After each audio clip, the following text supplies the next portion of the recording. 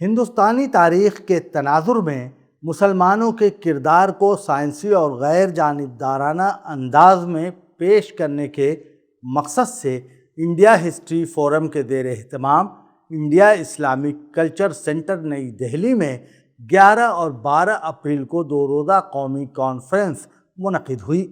Conference کا مرکزی عنوان تھا ہندوستان کی تاریخ، معاشرے اور تہذیب کے ارتقاء میں مسلمانوں کا کردار، جس میں ملک بھر سے ممتاز مورخین، ماہرین تعلیم، دانشوران، سماجی کارکنان اور طلباء نے شرکت کی۔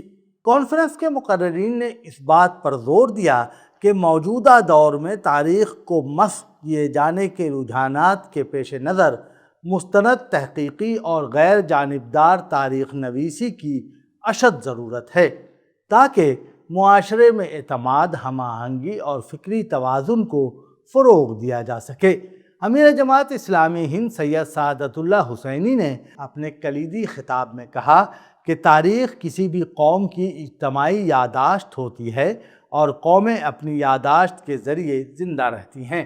انہوں نے کہا، ہر قوم 2 بار زندہ رہتی ہے، ایک بار حقیقت میں اور دوسری مرتبہ اپنی یادداشت میں، اور حقیقت ہمیشہ یادداشت کے نقش قدم پر چلتی ہے۔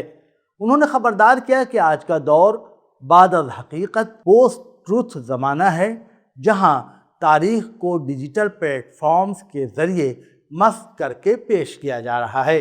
ان کے مطابق تاریخ کو بگاڑنے کے 3 بڑے طریقے ہیں: حذف، تحریف اور عمومی تعمیم، جن سے بچنا ضروری ہے۔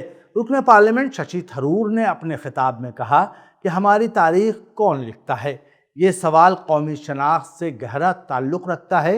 انہوں نے کہا کہ تاریخ کوئی جامد علم نہیں بلکہ ایک مسلسل عمل ہے جس میں ہر نسل نئے زاویے سے ماضی کو دیکھتی اور سمجھتی ہے۔ انہوں نے واضح کیا کہ تاریخ اور علم تاریخ ہسٹوگرافی میں فرق ہے اور تاریخ کی تعمیر ہمیشہ مختلف عوامل سے متاثر ہوتی ہے، جن میں نقطۂ نظر، ذرائع اور طاقت کے عناصر شامل ہیں۔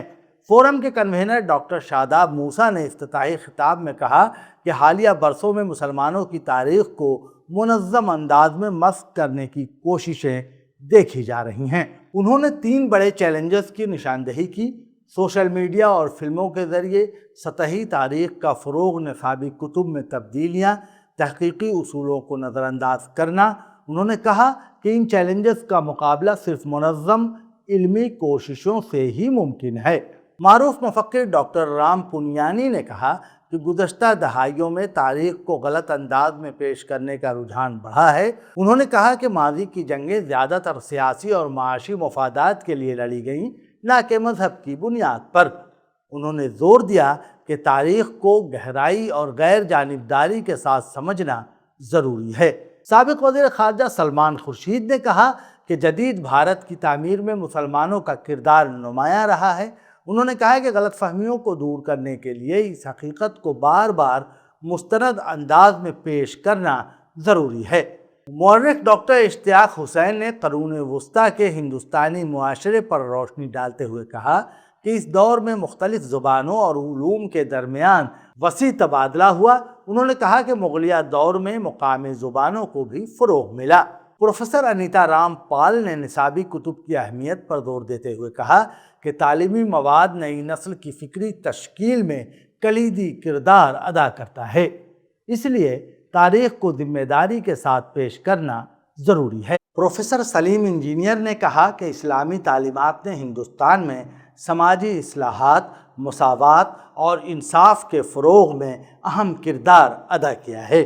کانفرنس میں کپیل سبل، محمد ادیب، منوج کمار جھا اور اشوک کمار پانڈے سمیت دیگر شخصیات نے بھی خطاب کیا اور اس بات پر زور دیا کہ تاریخ کو سیاسی مفادات کے بجائے تحقیق اور تنقیدی مطالعے کی روشنی میں سمجھا جانا چاہیے۔ کانفرنس کے دوران مختلف یونیورسٹیوں سے آئے ہوئے ریسرچ اسکالر نے 20 سے زائد تحقیقی مقالات پیش کیے، جبکہ کتابی مباحثے اور علمی مکالمے بھی منعقد ہوئے۔ اختتام پر شرکاء نے اس بات پر اتفاق کیا کہ تاریخ کو تعصب سے پاک، سائنسی اور تحقیقی بنیادوں پر سمجھنا وقت کی اہم ضرورت ہے، اور ایسے علمی پروگرام معاشرے میں مکالمہ، رواداری اور باہمی احترام کو فروغ دیتے ہیں۔